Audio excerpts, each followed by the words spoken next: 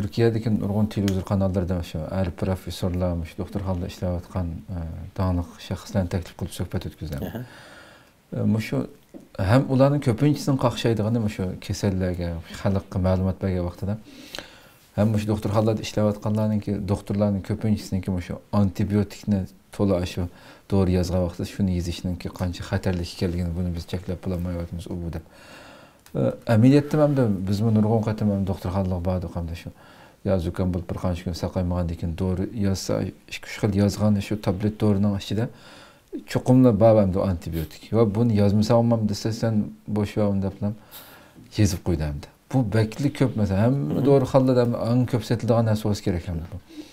Shu antibiotikni ham shunday iste'mol qilinishining badandagi bir mikrobni o'ltirman deb boshqa foydali narsani mincha o'ltirganligi. Muşunun aldıkayını qandaq məsələ məşə? Bu antibiotik pek mühim sualdan birisi bu.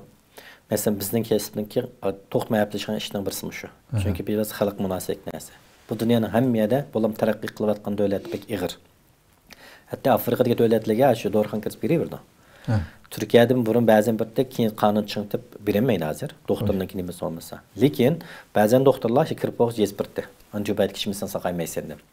Bulam küçük balına kirip oğuzlam antibiyotik cezbirdi aşılar vardı. Ma yeniden ma hazırki sayya ministeri almıştı. Bu adam bunun karşı şunlaşka hazır aile hekimleri buna adam karşı. Bunun için en mühim nesmi şu antibiyotik yeziş doğrusu. Elbette otur yolun buluş tepiş gerek. Hem de bazen adamlar bular mesela yaş çoğunluk doktorlar bu işte bek eğirdi. Mesela bizden aile doktorumuz başında balını ekirip oğuzlar vay bek nam bu bitipti hemen deplam yazıdı. Vay toxtab unumaydı. Yani aldığın kadar xelam eğirdi. Sakayma yapardık biz. Appasak yağ yasak olmaydı. Neymiş ki mayyan kanun çıktı mi? Yasan caylayımız maaşını kesimizde kontrol kıl demdi.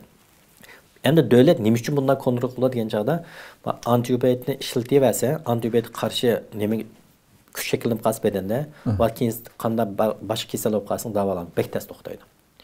En çok hatırım şu. Şunlaşka bunu dünyanın hem toxtuma tekleyen mesele şu. Antibiyotikni kalamıqa işletmanglar, antibiyotikni kalamıqa yazmanglar doktorluğa. Çünkü aynı antibiyotik karşı şekillenip kalsa, küç şekillenip kalsa bedende. Keyin ciddi kesel olup kalsa davalamak test doktaydı, ona tepkin vermeydi beden. Şu en çok hatırı şu. İkincisi ondaki bu antibiyotik meselesi de yana bizim millet demez. Hemen millette hata bir şey nesi var.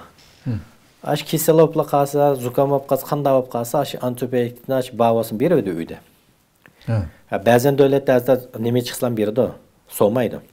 Antibiyotik altı ballığa, çoğunluğa tise birden devletlim var. Mesela Türk Cumhuriyetli buluş mümkün. Mesela Kazakistan, Özbekistan. Aşağı köratın qarindaşlarına dikkat kılış gerek. Bu bexetterlik alması gerek. Bu neme diye vaxtınızda bu antibiyotik gep mikrop karşı, bakteriye karşı olup kalsa buludu. Sizin kesillikiniz bakteriye sebebini olup kalsa. Virüs karakteri olup kalsa faydası yok onun. Bizden kalk virüs olsun işiltiyordu. Hoş. O virüs, o doğrusunun virüsünü öldürgen neyse emez. Şu neme normal doğruxanlıkka doktorxanlığa satqan. Şunlar bunun biliş gerek. Bu sen kesin virüs karakterlik mi, bakteri mi onu bilmeylem antibiyotik veriversen fayda qilmaydi ondan. Deydi antibiyotik versen fayda qilmaydi. Demek seninki kesin ondan emez. Bakteri karakterlik emez, virüs karakterlik. Şunlar onun doğrusu başka. Hoş. En çok hatalık yan birisi şu. Şunlar hem de antibiyotik meselesi de çokum doktor aş yazıp vermeyince qat'i işletmesi gerek. Yani bizde bu yaxşı köngül deymiz. Qo'shnilar bağıb qalsa aytdi. Doğru nimada aş var. Balamanda sakay toptosla beni bir doğru vate çıkıp resiligi dep. O doğru paydı kılamda küçük bala bulan bulmamda deydiğin işini oylaşmayımız.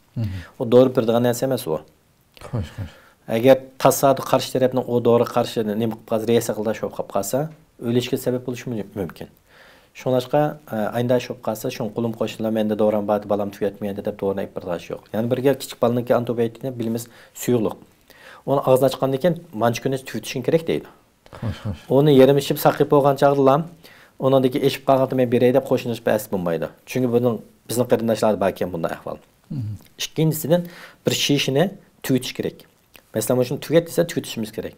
Mesela 5 günlük bir köpünce. 5 günü tüket ise bizim qarindaş 2-3 güne de içip laqı saqayğan degen toxtatıp qoydu. Nemiş toxtadı ise saqaydı. Saqaymı da saqayış başlap manğan ahval bu. Bunu gen to'xtatgandan keyin Çoğunlar bir şeyler buluşu mümkün yani. Azırak sakaygandan keyin. Kesel keni yenip gider yana. Çünkü emde sakışmagandan keyin to'xtatdi ya. Bikandimga 5 kun demeydi o. Muş 5 kun to'liq yesa, lekin muş keselni kontrol qilish mumkin deb bergan narsa bu. Siz 2-3 kunlarni hem saqlayıp demen, ishlamatmasam bo'ladi desangiz, keyin qarasang, yana keyin ketib, yana nacharlashib ketib bormaydi. Yana deysiz, yana barsiz doktorxonaga, yana antibiotik urdi, keyin yenib ketadi. Şunlaşqa agar tamamla 5 kun desa, cho'qim tamamlash kerak. Bu mu antibiotik ishlatish eng muhim narsalardan birisi, ham eng ko'p ko'rayotgan xatoliklardan birisi. Bizlar nurg'un millatga o'xshash.